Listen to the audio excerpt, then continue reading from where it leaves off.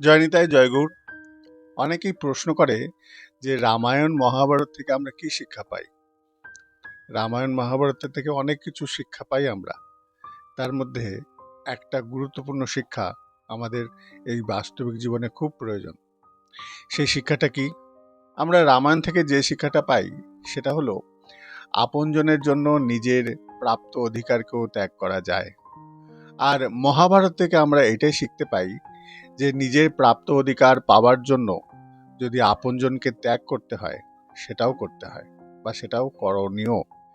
এখন আসি মূল বিষয়, সেটা হলো কখন আমরা আমাদের প্রাপ্ত অধিকার পাওয়ার জন্য আপনজনকে ত্যাগ করব আর কখন ওই আপনজনের জন্য প্রাপ্ত অধিকারকে ত্যাগ করব।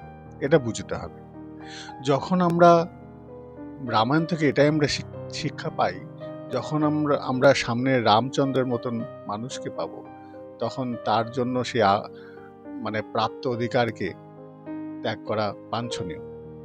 আর যখন আমরা সামনে দুর্যোধনের মতন মানুষকে পাবো তখন নিজের প্রাপ্ত অধিকারটা বুঝে নিতে হবে। তখন আপনজনটা মুখ্য নয়, তখন প্রাপ্ত অধিকারটা মুখ্য।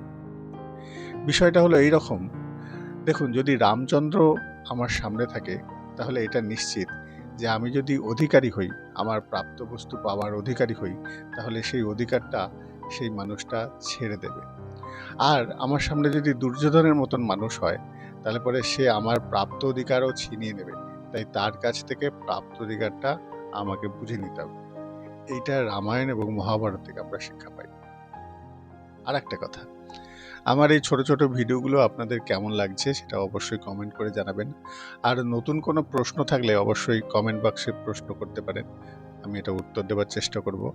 আর আমার একটা ইউটিউব চ্যানেল আছে শ্রী গৌর গোপাল গোস্বামী দিয়ে, GOUR GOPAL GOSWAMI, এই নাম দিয়ে আপনারা সার্চ করলে পাবেন।